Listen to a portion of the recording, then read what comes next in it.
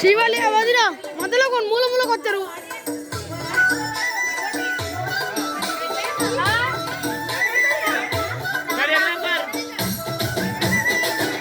ఇద్దరు కండి